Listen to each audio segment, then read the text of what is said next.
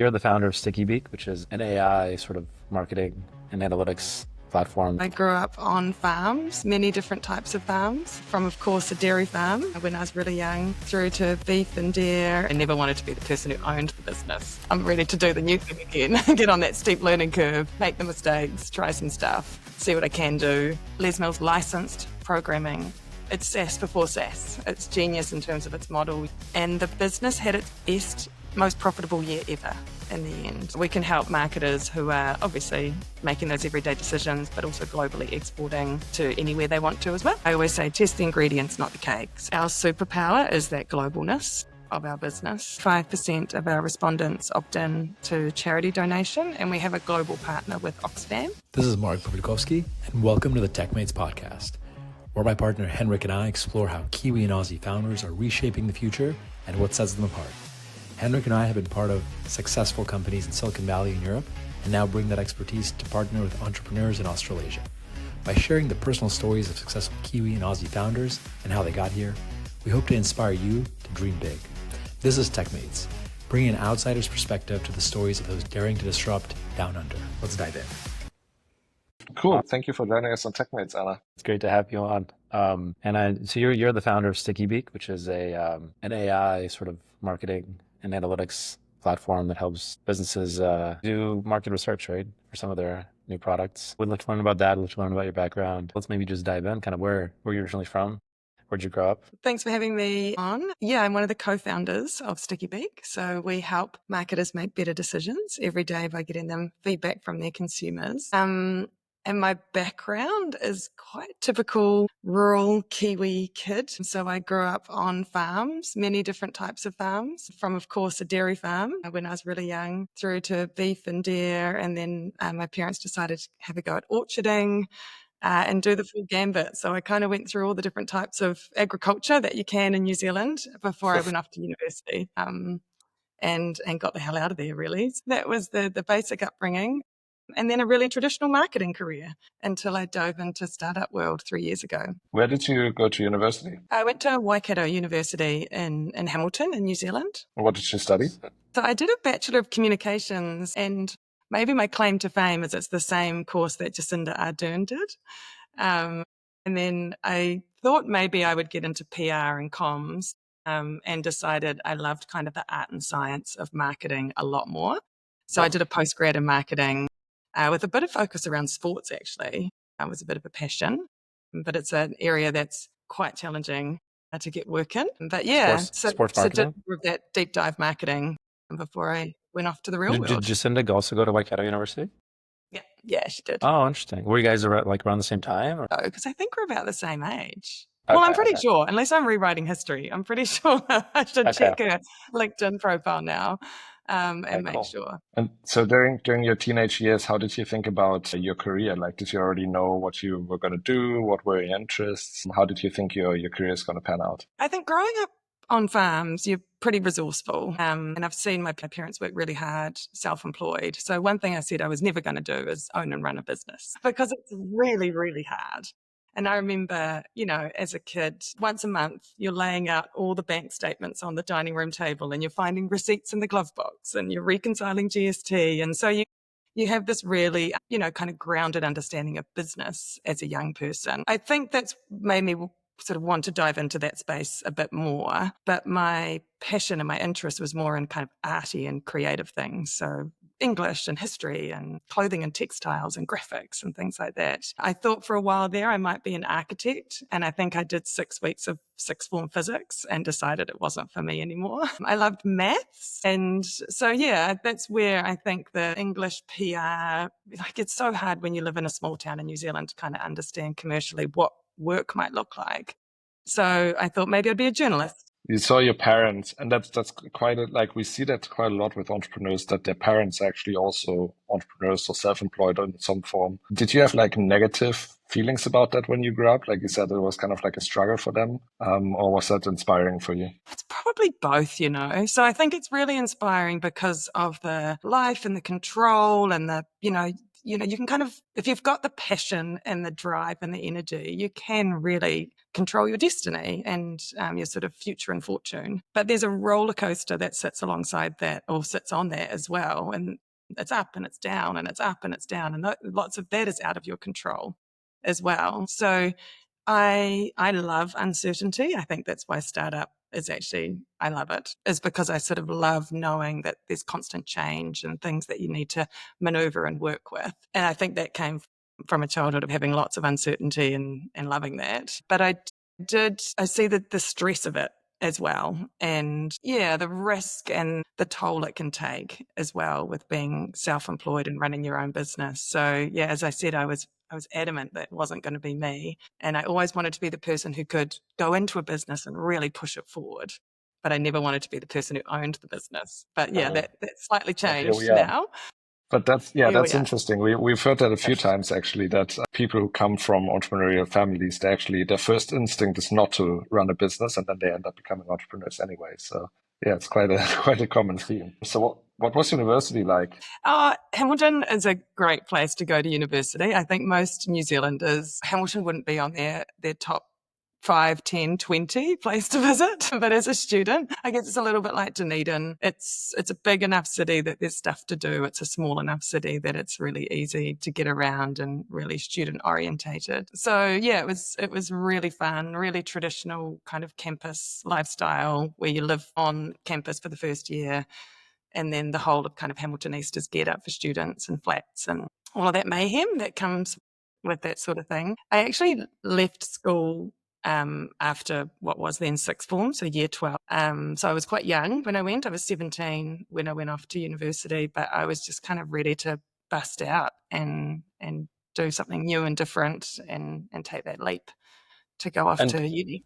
I mean, it's an interesting contrast. I mean, you mentioned that you were sort of always, from what you just said, you grew up around kind of this risk taking and the entrepreneurship of your parents. So they were sort of like different types of farmers, right? Farmed and cultivated different kinds of things. And you felt like okay with uncertainty, but you personally didn't want to have the responsibility. I mean, how did that manifest itself in you kind of wanting to do pursuits that were, risky? Or, I mean, did you kind of start, because a lot of times we also hear stories of like folks starting their own like little side projects or side hustles in school or university, or kind of like along the way as you're kind of building up to it. Did you ever do anything like that? It might be risk taking, but it's more a little bit of boredom as well. So I think I tried every sport in school as well, because, I thought maybe I'd do martial arts and then I could do basketball and then netball until I had a knee reconstruction, and then tennis and then squash. And then, so just constantly trying to try something new and become, as good as you can possibly be in it. And yeah, really sort of strive to learn and grow. And then I'd get a bit bored with it. I'd probably hit a ceiling of like, actually, I have to really dig in now to be good. And so I'll try something else. So you get bored whenever you got to a certain point, like when sort of like the learning sort of like started plateauing and you had to like put in more hours to get more out of it. Yeah. When it became that point where it's like, now it's about repetition, doing something 10,000 times to be good at it. And I was like, I'm out. I'm ready to do the new thing again, get on that steep learning curve, make the mistakes, try some stuff, see what I can do. That was the fun part. That is the fun part for me. And how did that, so then what was your kind of career trajectory? What did you do after university? Again, maybe a few trends coming through now that I think about it. I feel like I'm getting a little bit of therapy as I go. But went into a really standard marketing role. Out of a standard marketing This is an added service we provide our portfolio companies alongside the investment.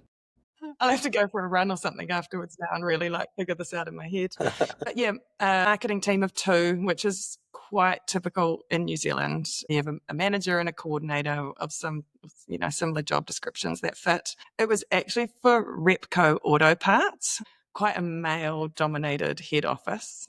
I think 5% female in that office. And I learned a lot about water pumps and belts and everything you could about automotive. But it was a really varied role as well, which I really enjoyed. So kind of everything from, InDesign programs through to trade marketing and promotions and retail marketing. We had the V8 supercars, like lots of sort of fun things that marketing tends to get to do. But then as typically we do, we want to head off overseas. So I actually kicked off by doing a summer camp in the USA, which was really fun. And then went to Europe for a little bit. My now husband actually was playing hockey for New Zealand at the time as well.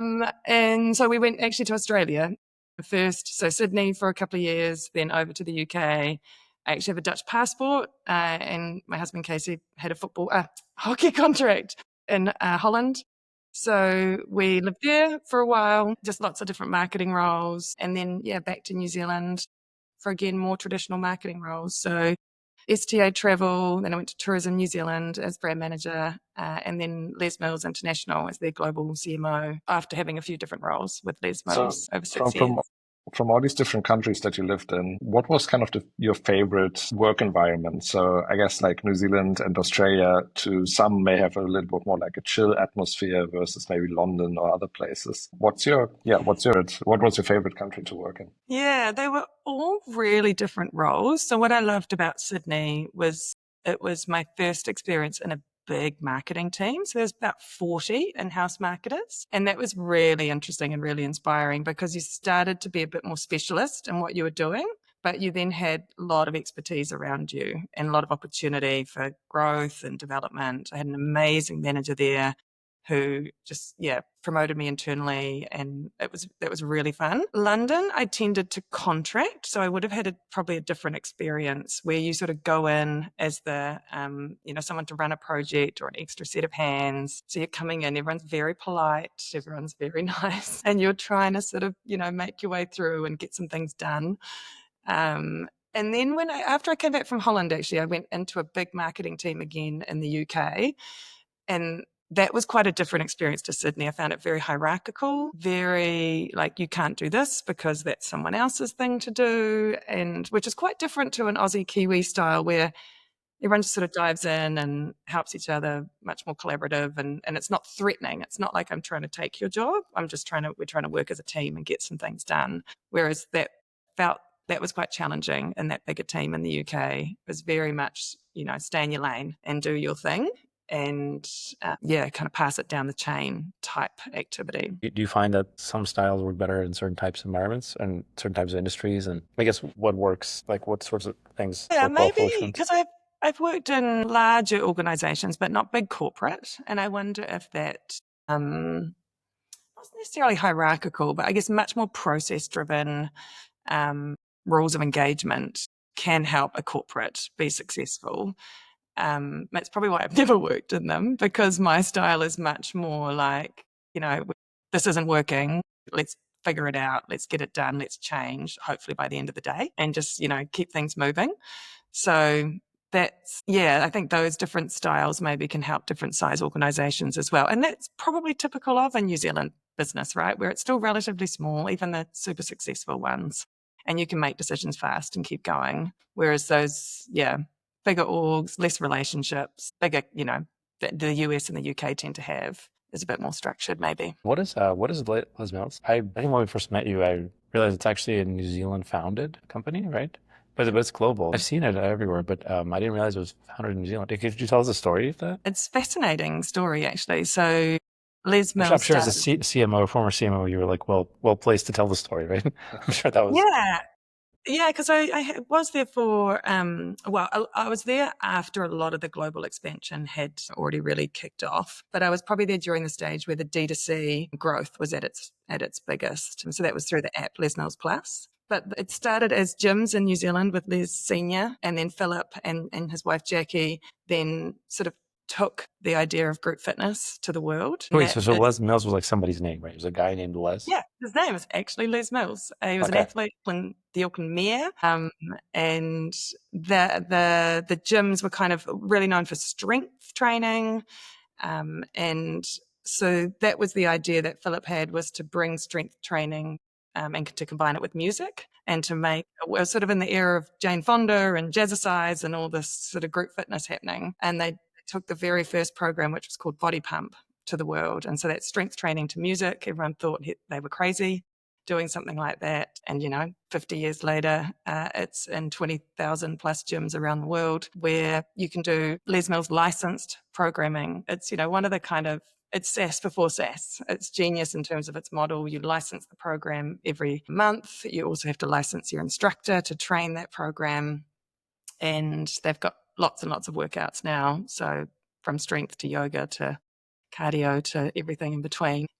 And that is the sort of unknown business. So most New Zealanders would know about the gyms, Les Mills. There's maybe 15 of them or so around the country. That is really a tiny part of the Les Mills story. The international business is huge. And then, in more recent years, the app, Les Mills Plus, which is the ability to do those workouts at home. That was the amazing thing about traveling to all the different gyms around the world. Like I did body pump in Cologne and I didn't understand a single word the instructor said, but you know exactly what to do because there's 10 tracks in body pump. They're always in the same order. There's this kind of familiarity and routine to it that allows you to just, I've done body pump in Portugal and Spain and Dubai. And it's the same kind of core program and consistency and quality all around the world. What's special about it? Yeah, there's kind of loads. The results is probably the one that keeps people coming back. But what I think is special about the brand is the instructors. So there's 140,000 master trainers, or there's about 1,000 master trainers, 140,000 instructors around the world. And that's what makes the programming amazing. It's the people, the atmosphere that they create, is their passion for the brand. Like there's tattoos for body pump and their different programs of Les Mills. When we There's celebrate, tattoos. there's tattoos. People are tattooed with body pump tattoos. Like even when I was at Les Mills, we ran a campaign called Find Your Next, and a young woman from, I think it was Denmark, was one of the Scandinavian countries, reached out to our team in Auckland and said, I'm so inspired by this campaign. I have a prosthetic leg. I would love to get the campaign sort of tattooed as such on my prosthetic leg. Is that okay? And so that's the kind of passion and connection you get from people with fitness. And, it makes you feel something when you work out. And I think it's heightened when it's to music and it's with other people as well. So it was pretty epic brand and product to work for when you're seeing that impact it's making all around the world. And you were part of the C-suite as the chief marketing officer.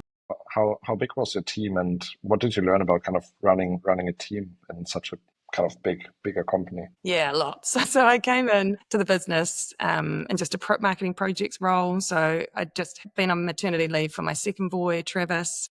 And so I was my advice always to anyone I work with is do what's right now. And so I was doing what's right now, which was doing a 4-day-a-week marketing job for a company and a brand I loved, but I had no direct reports. It was amazing.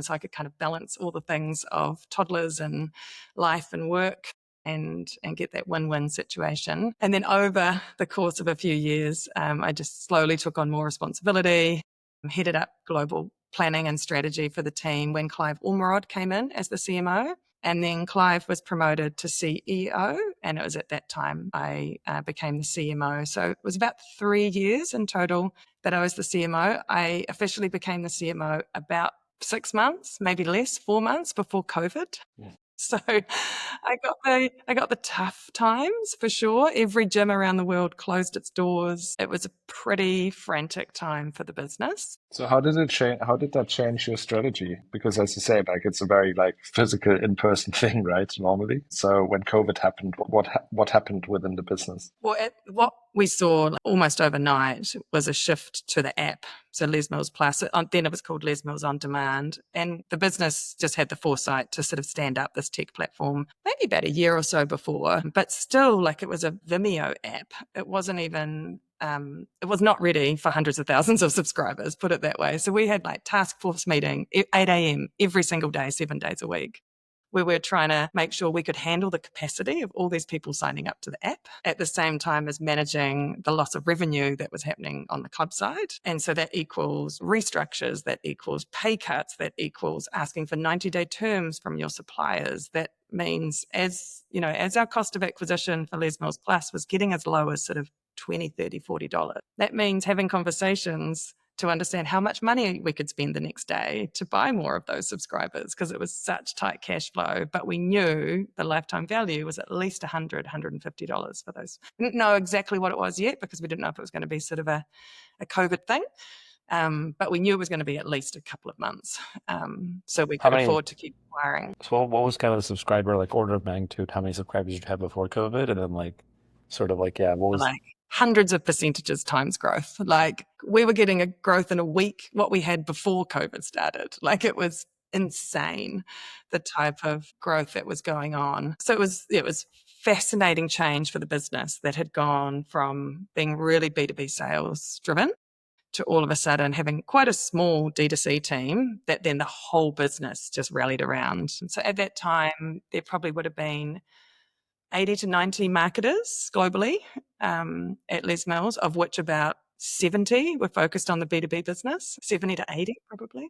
And then all of a sudden kind of turning that focus around to Did you have any experience in D2C marketing? Yeah, like my background has always been in consumer marketing. So I was at STA Travel for a few years and really helped grow the online business in New Zealand. And then Tourism New Zealand was a little bit different because obviously it's consumer focused, but the impact of your work might turn up 2 years later. So you do a campaign about Hobbit and Middle Earth and Lord of the Rings, and you might get Americans coming, 2024 sort of thing off the back of it. Kevin Bowler had come into that organization with a real digital focus and put as sort of many metrics and measures around it that we could to understand the impact. So I always had loved that kind of understanding that art and science, the measurement of it. So I actually loved the transition to D2C at Les Mills because all of a sudden you could get your hands on some numbers and you could understand what was happening off the back of marketing activity and different channel decisions and creative decisions. It was much more,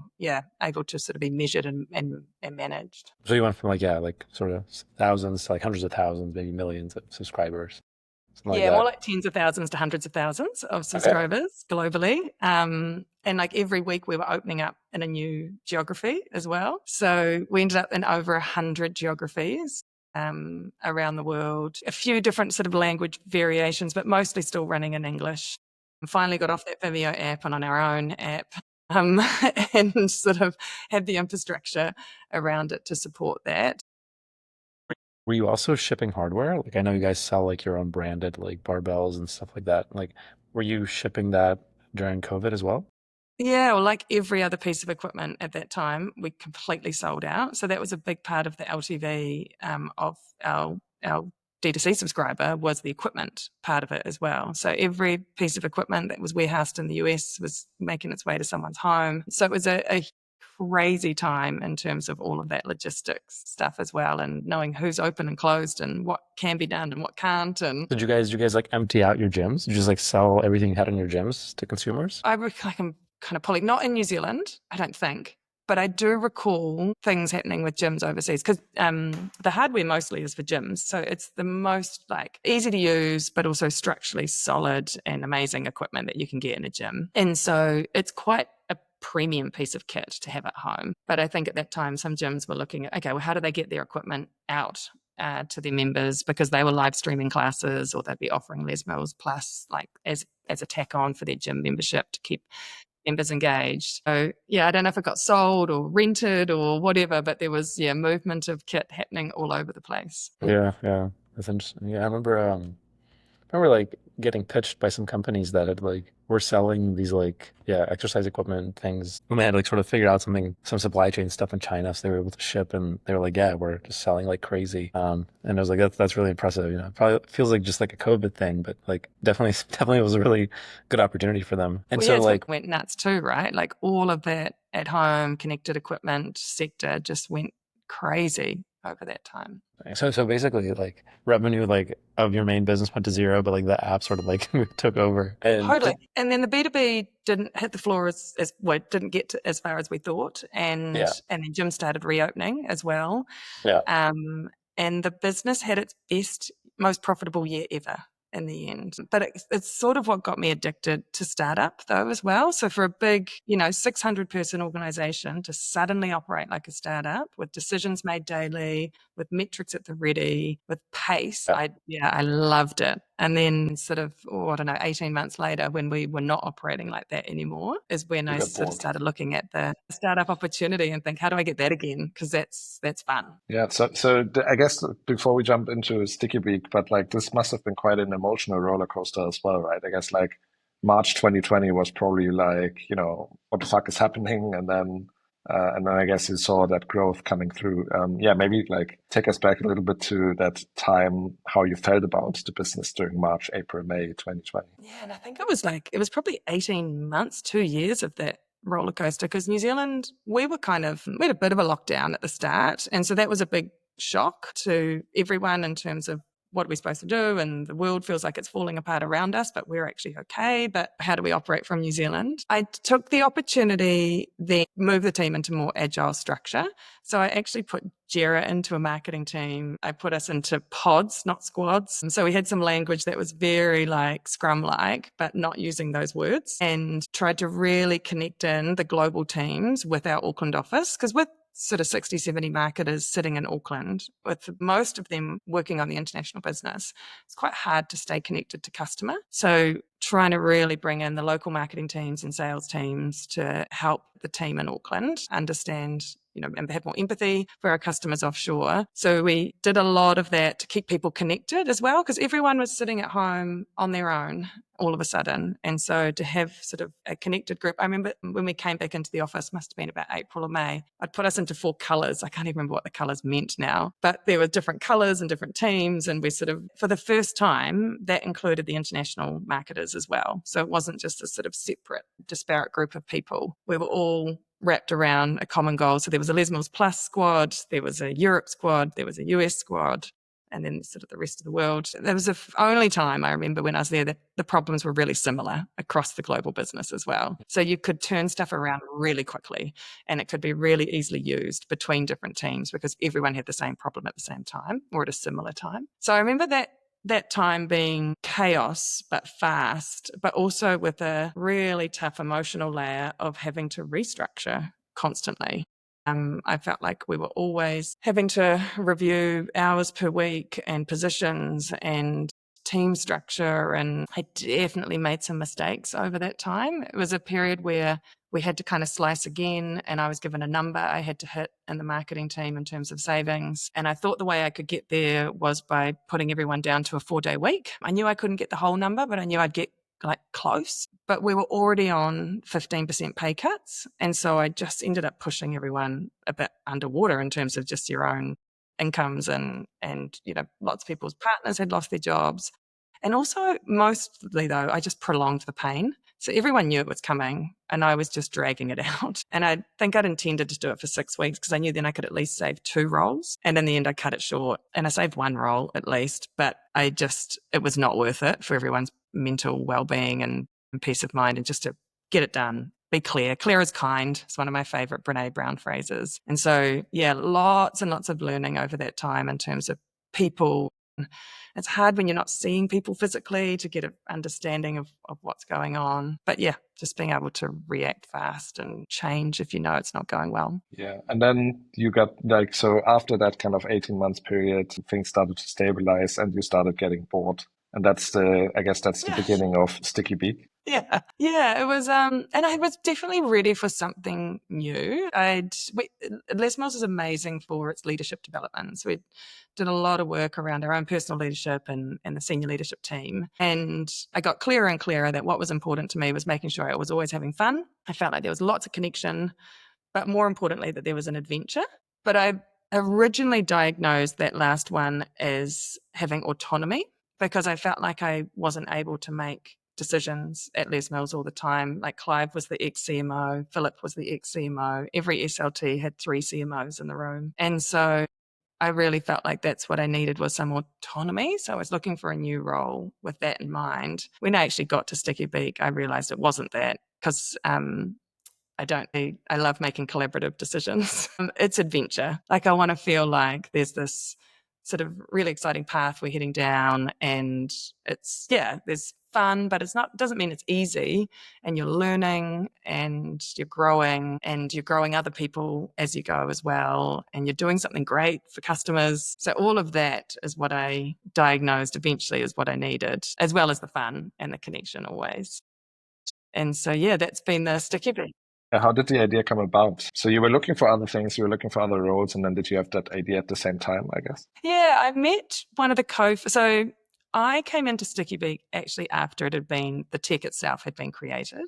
So one of the original co-founders, Brodie Nelson, who's the CTO at Parkable, I met him on an NZTE study tour, and he was chatting about this business he'd co-founded, and I actually tried it at Les Mills as a customer. And I was like, actually, I can see how this could be awesome in a marketing capacity, because they'd kind of launched it as so they'd launched it pre-COVID, and it was a new way to get feedback from consumers. It was a quick, easy-to-use survey tool that recruited feedback from Meta versus traditional research databases. And that was back in the day when Meta targeting was like on point, and you could talk to everyone, and it wasn't wildly expensive. And so in sort of 48 hours, they could get feedback from people all around the world using Meta as the mechanic to recruit that feedback. And so we were using it for testing some outdoor campaigns in the US, which is not really what they'd done before. They'd more looked at sort of communications and insights, and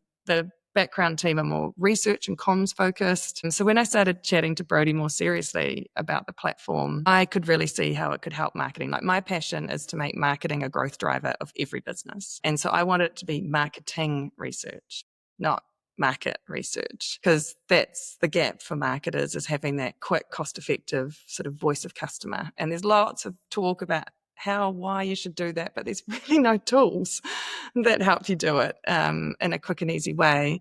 And for all the everyday decisions, not the big once a year strategy pieces, but like, what is this packaging? Which packaging should I choose? Which headline goes on this billboard? All of those decisions that can kind of make your media money or your printing money be great or a failure. And so that was my thinking when I came in to the business, but I sort of wanted to understand who were the best, fit Sticky Beak customers, who loved them the most.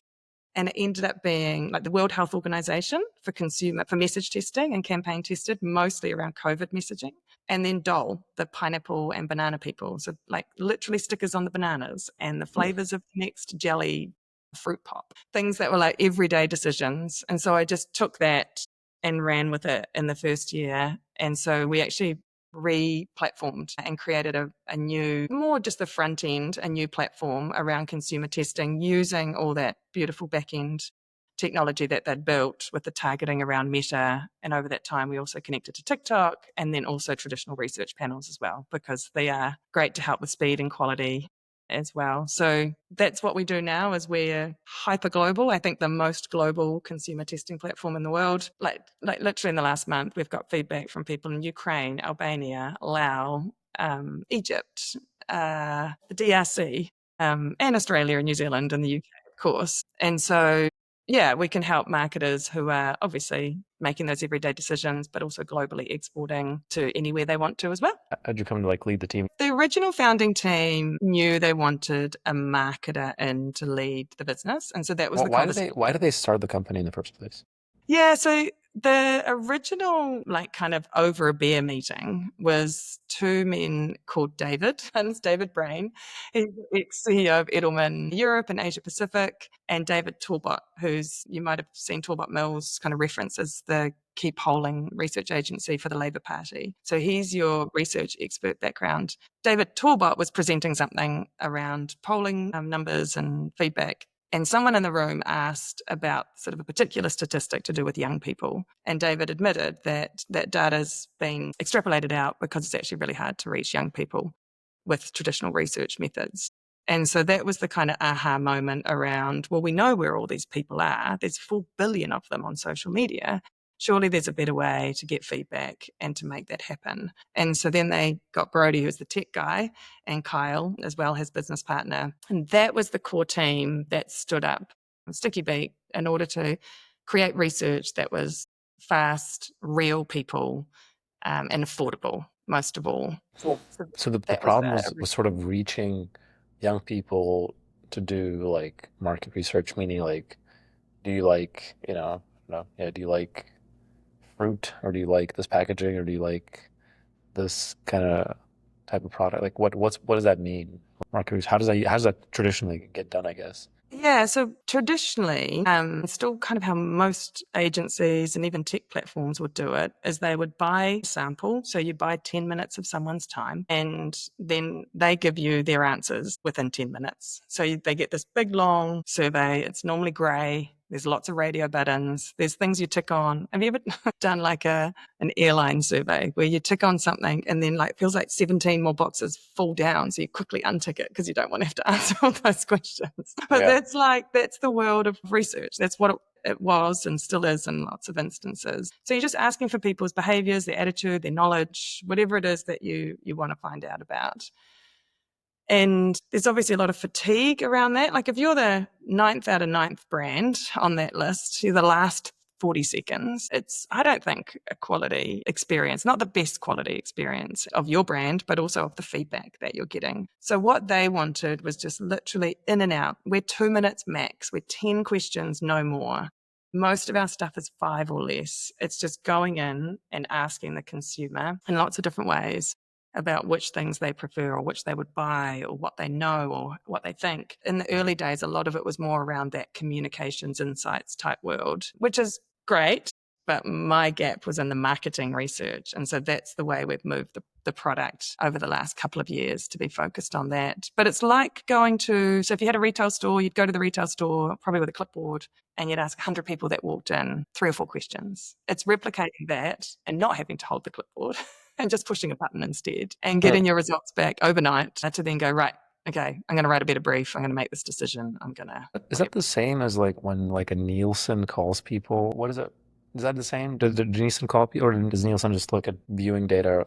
Yeah, research methods and still used as phone polls. There are still community-based clipboard polls. There's lots and lots that's online now, obviously, as well. Eye tracking software, synthetic audiences with AI, like the world of research really, it's a massive industry with lots of different options and things you can do. So, but yeah, that's, I think, less so now. But I actually remember one of my university jobs was doing those phone surveys for the Piako District Council, asking if people thought their rates were giving them the services they wanted. And I had a phone book and I would call people, and that's what you did. But like, can't you just do that with Well, I assume people started doing that kind of on their own with ads, right? Just running different A/B tests and just checking with the CPS, cost per click and click through rate and et cetera, like CTR, are on different ads. Isn't that basically just the same? And aren't people already doing that? You can do that. Like Les Mills, we actually had a separate account where we would run creative testing because we knew if we put bad creative into our main account, we could really kill the whole algorithm of the whole account. And it costs, we would spend decent amounts of money testing over with that separate audience to understand what was going on. But what I say to our customers is like, if you get it and it's 40% good, maybe Meta or TikTok will help you optimize to 55% good. That's still pretty average. And you've paid money to do that as well, by the way, and put your brand out there with some crap messaging that your target audience doesn't resonate with. Whereas if you can pre-test it, get the messaging right. Like I always say, test the ingredients, not the cake. So test the imagery, test the messaging, test the call to action, test the offer, get all those ingredients right. Then you can make creative that's 80% great. And yeah, let Meta hit it home to get you to 90, 95%. And whether that's click-through rate or whatever. But a lot of media running on these channels is awareness-based and consideration-based. And then your metrics are really tough. Platform, like maybe a like or a share will give you an indication, but really it's just about getting your message out there with the most affordable and effective reach metrics, reach and frequency. But you don't know what they think after seeing it, and that's the sort of stuff we can pre-test for as well. So what words come to mind? I've shown you an ad, I've taken that ad away now. What brand was it for? To be amazed how much marketing is done and people don't even know who it's for. So all those little decisions, those things that feel challenging as a marketer, that sometimes makes you go, just make the logo 20% bigger. All those things that you're constantly battling just gives you some data and some information to make better decisions. So maybe you can walk us through a use case. and like how it actually works. So let's say, I don't know, like Mark and I want to launch like a, I don't know, clothing product line, and we want to test the packaging, like, and we would start working with you. What would that look like? Yeah, if we were starting right from the beginning, we'd be testing brand names. So what brand name are you thinking for your business? You might have some language you might want to use. And if you want to be a global business, you want to make sure that that word doesn't mean something strange in a country that you're looking to export to. And this happens a lot. So let's run some names. Let's see what those names mean to people. So a Sticky Beak test gives you some quant and some qual. So you get what's most popular, but kind of more importantly, why they chose that option. Because you might be going for a really like athletic fitness, something really strong and hardcore brand. And if your word is coming back and they're like, oh, it's nice and it feels comfortable and it's all this language that you don't want to be associated with your brand, even if it's popular, you might discount it. But then you work through your market, your full brand development. You might launch your first campaign.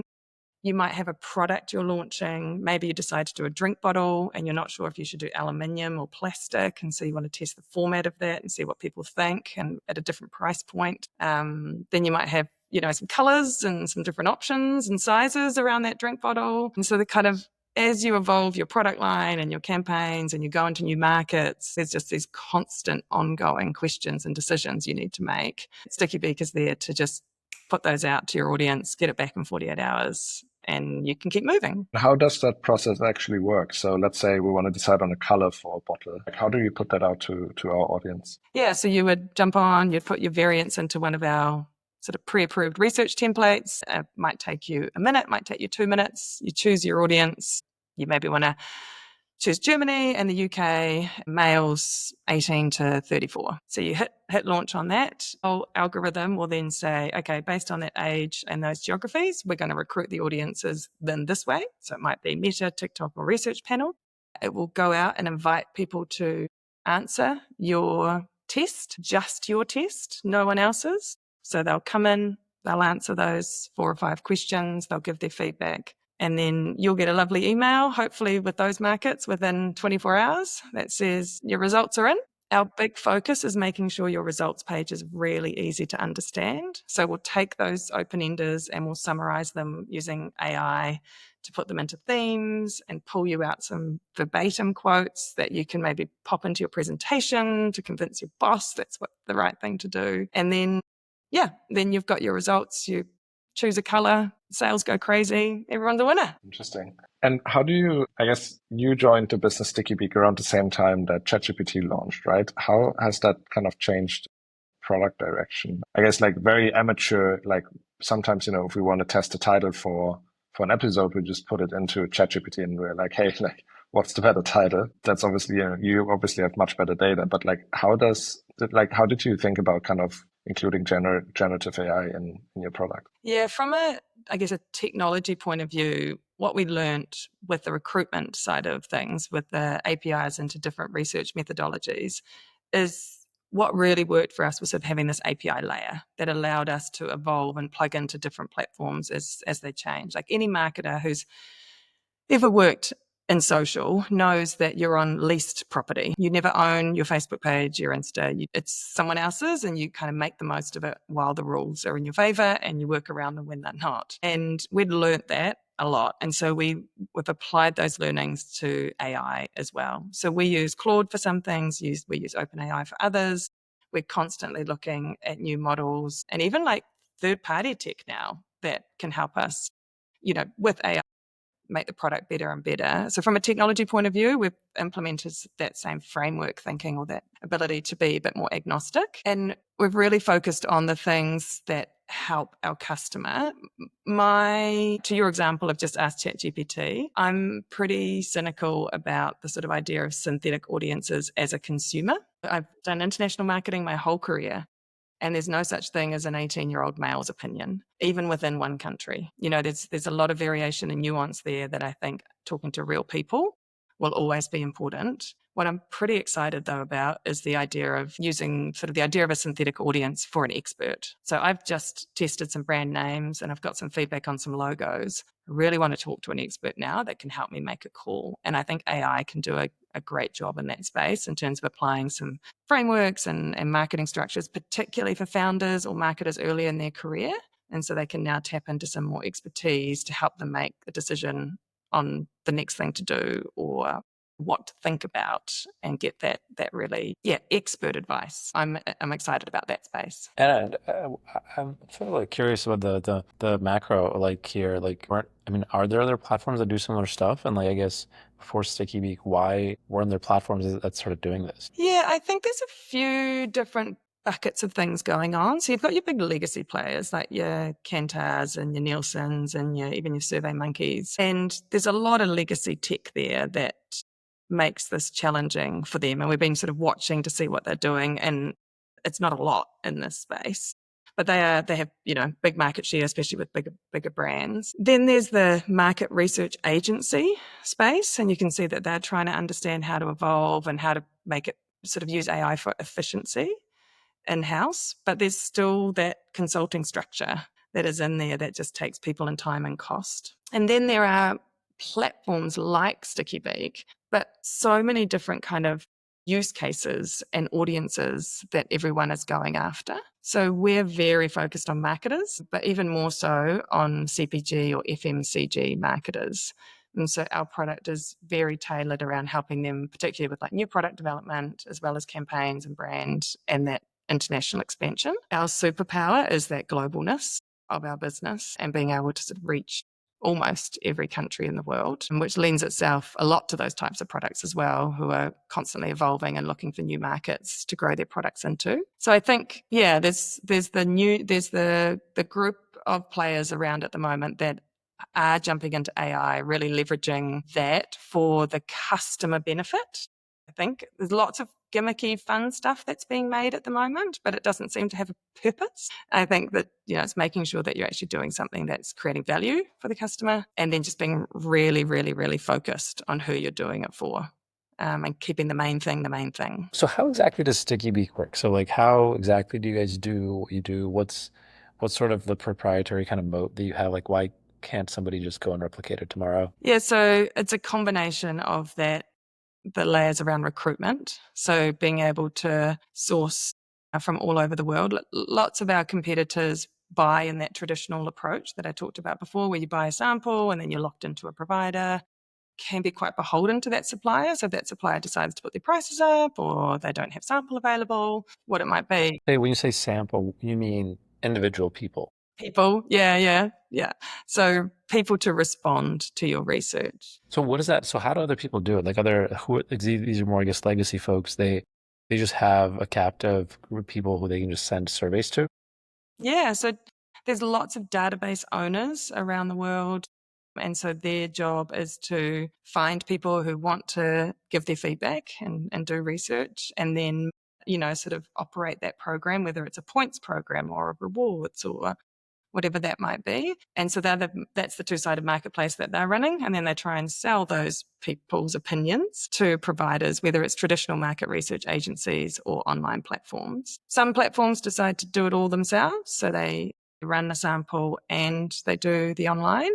Typically, you find their samples can be quite small in that instance because it is a big job managing a database, especially with the privacy laws, GDPR and China Privacy and California Privacy Act and everything that's going on around personally identifiable information. So we have kept away from that side to keep things focused and simple. And so we instead just choose the best of the best. So we use an aggregator called Pure Spectrum. They have a range of databases around the world, but we've got that layer there that allows us to tap into other sources of recruitment as well. So if we decide we need more in Europe, we can look for a European player who's the best in the space that we're looking at, whether that's consumer or otherwise, and plug into there to be able to get that feedback. Because what we're looking for our customers is affordable.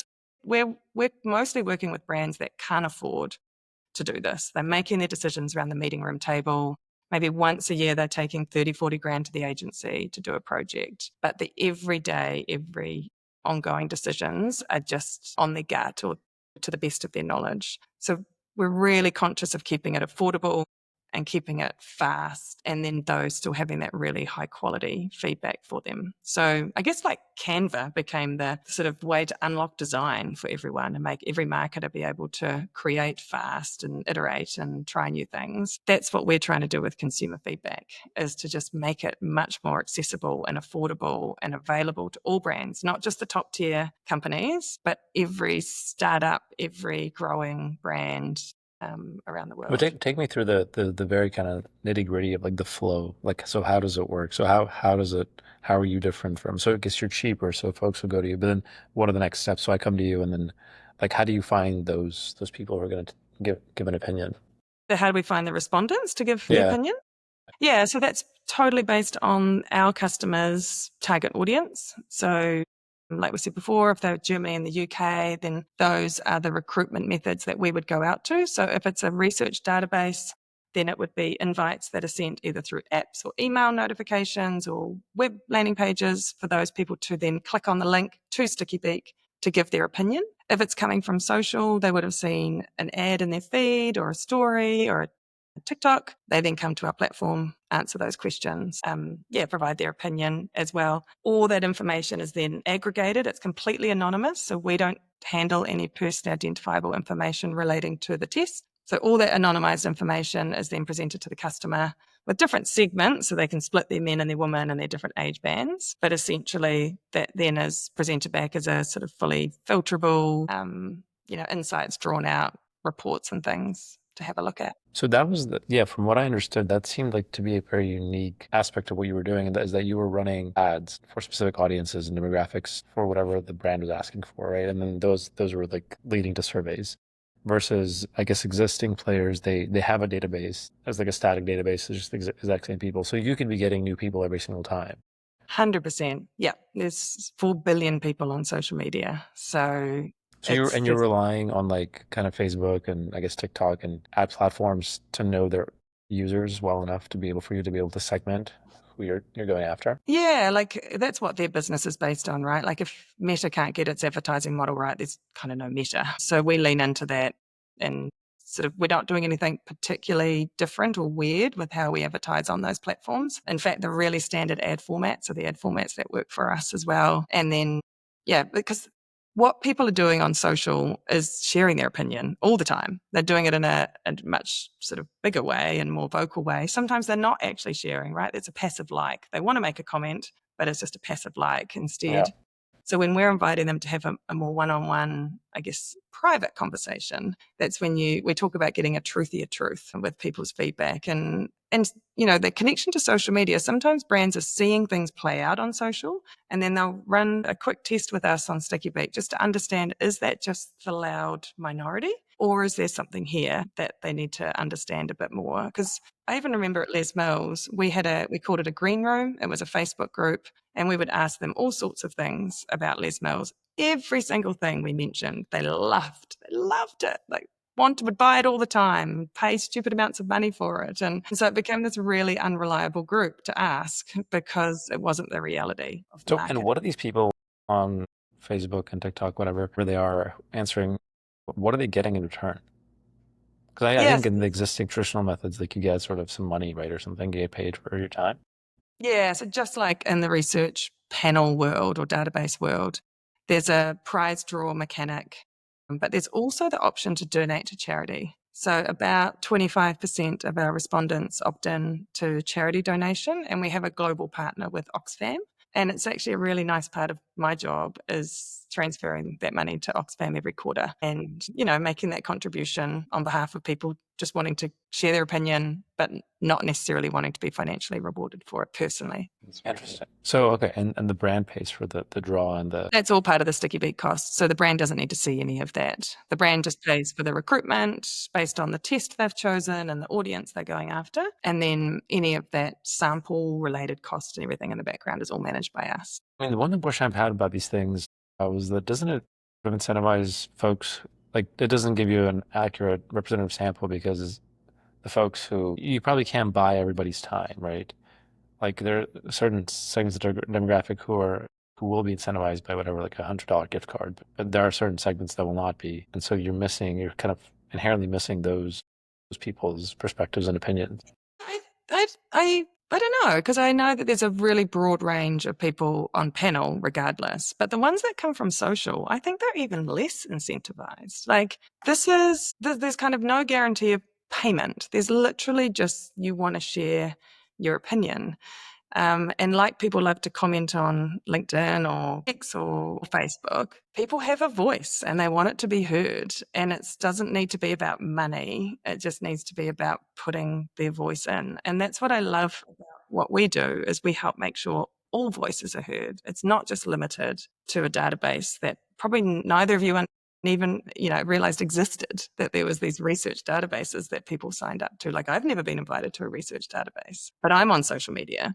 And I've been invited to share my opinion. So, I really like that we have the ability to do that and to then help people, I think in a really genuine way, provide their feedback, because it's not monetized as directly. But even with that, not everyone is like the type of personality who's going to be willing to share their opinion. Yeah, totally. And that's where it's about getting a sample of your audience, I guess, in some perspective. Because in some instances with brands, it's the CEO's daughter that's giving feedback on the product idea or the campaign. It's not even close to who you're actually targeting out there. So even if it's not every 35-year-old woman's feedback, it's 35-year-old women, and it's a sample of them. And yes, they're not all going to think the same, but what you're trying to look for is the trends and the direction that helps you understand, have I got this right for this target audience?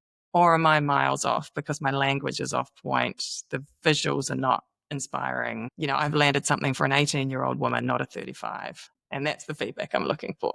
Yeah.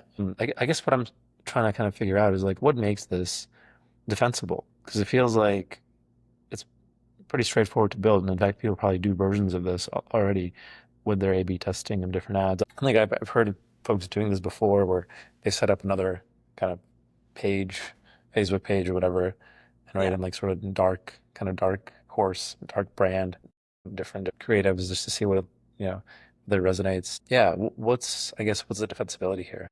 I think, well, there's two things. It's not just your digital creative, because if you are doing digital for click-through rates, then putting it out in the world is the best test. Like, if you know it's good to start with, pre-test it for its fit and its relatability. But from a performance point of view, you'll only understand performance by putting it in a performance media environment. But it's not just that marketing. It's like brand level marketing, but also brand development, brand repositioning. There's a lot of money spent in brand repositioning, and you can't advertise your way through that. New product development, 75% of new products fail in their first year. So how do you not be one of those in terms of pre-testing? And then all the international marketing side of things as well. So it's beyond just ads and ad testing. And so I think that's one part. But the other part is that all of that you're talking about, that's hard. And that's someone's time. And so now I'm paying a salary to do that, and I'm paying the media money. Whereas I could pay Sticky Beak 5-10 grand a year, and I'm getting all these questions constantly answered and information back to me. But with a minute of my time, getting it done and information back in 48 hours. So I think there's that ease. Marketers' jobs are ridiculously broad these days. They have to be experts in a million different things. So if we can just take one slice out for them, for less for them to worry about, not have to have an insights manager or an agency or something, and it's something they can just get in there and do themselves, then, this is a space where they haven't been able to do anything, typically haven't done it before, and now they can and have complete control over it and can ultimately make better decisions, better ROI on what they're doing. Can't Facebook just like spin this up tomorrow? And wouldn't that put you out of business? Yeah, I don't think they can, though, in terms of, well, have you ever jumped on a call with Facebook? So I think the hard part is figuring out how to use and maximize their products. They're launching new products all the time, and I think it just feels like it gets more and more challenging. But it's not just the Meta Respondent as well. In fact, the product was really struggling when it was just connected to Meta. And so by opening it up to be available, have more recruitment opportunities available and being able to get a wider sample, And then I think Meta would always be about proving that their ads are working. So I think there's a decent level of cynicism. I know we did. Every sort of brand lift study you would get and everything, it was like, oh, everything's perfect. Spend more money on Meta. So having an independent view on your marketing, I think, is always really important. Interesting. I see. So you're saying, yeah, being kind of platform agnostic plus giving some kind of honest feedback. Definitely different things they can do that we can't do. Like they can talk to people, and they already offer this as well, like with brand Yeah. lift studies. So they can split out people who did see the ad and didn't see the ad, and they can you can understand what the difference and that was. I think you have to spend at least about 100K to get that type of service out of them. So it is more of a top end of town thing. So yeah, there's different methodologies for different brands and problems and products. And the one that we found that was desperately lacking a solution was this sort of SMB market, and particularly in the FMCG space. Either question. Did you also think about going into other kind of verticals, such as like political polling? I guess at the moment it's very much kind of, as you said, like FMCG, consumer focused, right? Yeah, I think with AI, there is now the opportunity to write quality research without human intervention. It's more possible. I think when Sticky Beak launched, to let you write any sort of 10-question survey you wanted, 95% of them were terrible. And so that's with our testing product we have now. It's very standardized, sort of research approved templates, methodologies that get the best quality feedback. So that's, I think, the space that I want us to continue to develop in is sort of proven methodologies that help you, more jobs to be done. So I want to understand whether I should put this headline on this billboard. I want to understand what claims I put on this pack, this fronted pack. So that type of focus things, really quick decisions. And as I said before, marketing research. I think there's other verticals that we can easily apply that to, and we already do have customers in fitness and travel and health with the World Health Organization. More political market, like strategy type stuff, I don't think is the right space for Sticky Beak yet. If that's the future, it's the longer future.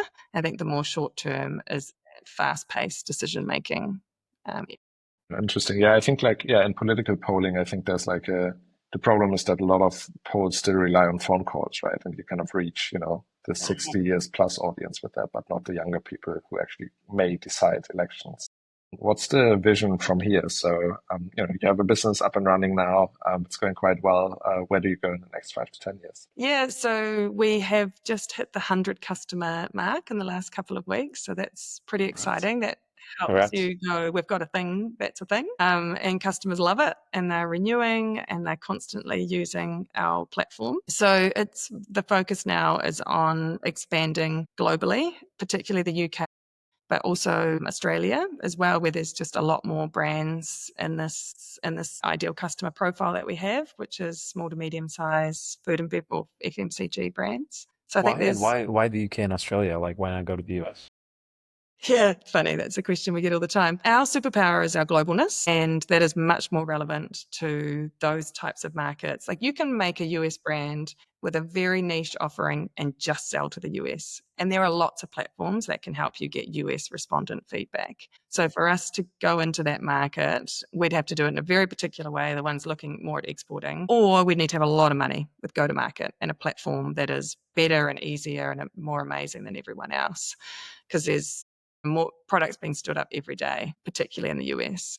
So we think our product superpowers are better positioned for those parts of the world, like particularly Africa. There is no testing, very little testing and polling available in Africa. We're great at Africa. So, finding more opportunities in those harder to reach markets, things that are a bit more untouched than so highly saturated competitive markets like the US. I know it's a big, amazing market and everyone has this question for us, but our product, I think, is better suited for that direction. That's interesting. That makes sense, yeah. I mean, I guess the incumbents got really good at the big markets, right? Like the US, and you're sort of going after, these new opportunities. And I'm sure like places like India and the Philippines and Indonesia, right, Africa, like these sort of like newer up and coming markets that have been like generally kind of not very wealthy, and then like recently have been having a lot of growth. In Europe, there's so many opportunities in those markets where the tech offering is much, much, much smaller.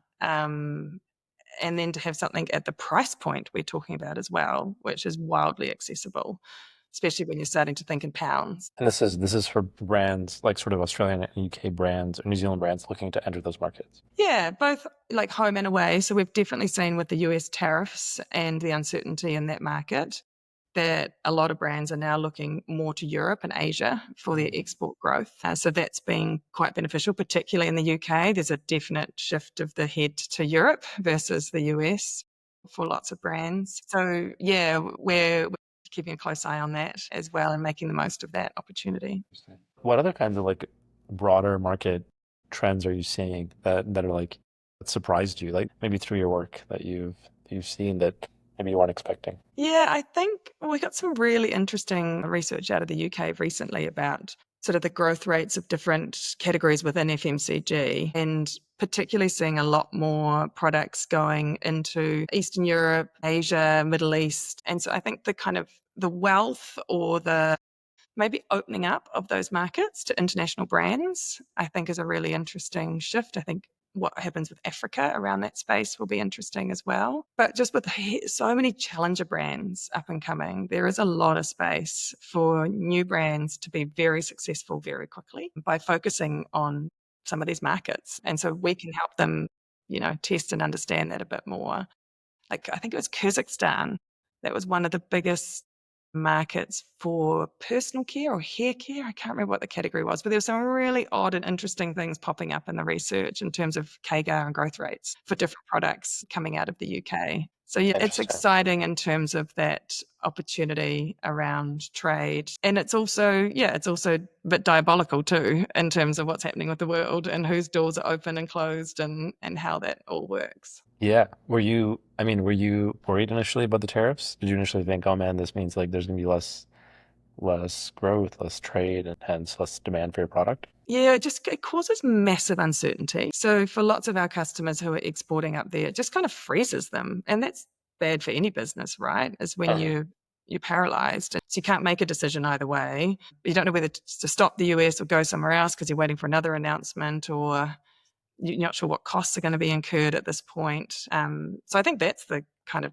the toughest thing. We've actually got a webinar in a couple of weeks that helps our brands with exporting up to the US and understanding the tariffs and things like that. So we're definitely keeping an eye on all that information. We actually did a poll of our own to 1,000 Americans trying to understand their opinion around tariffs, UK, Australia, New Zealand, and China particularly, what their feedback was, and it was really interesting. What'd you learn?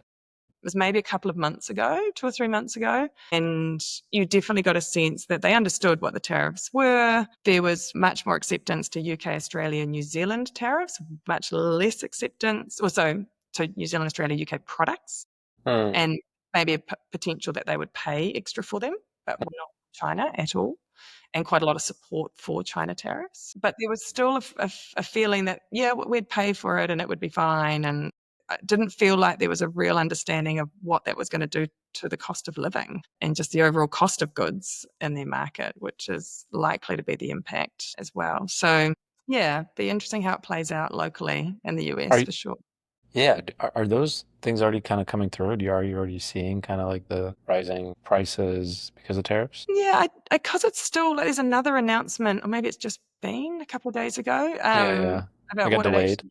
Yeah, so like I think it's so hard still for brands to understand what their base costs are. And so then what the price increases need to be.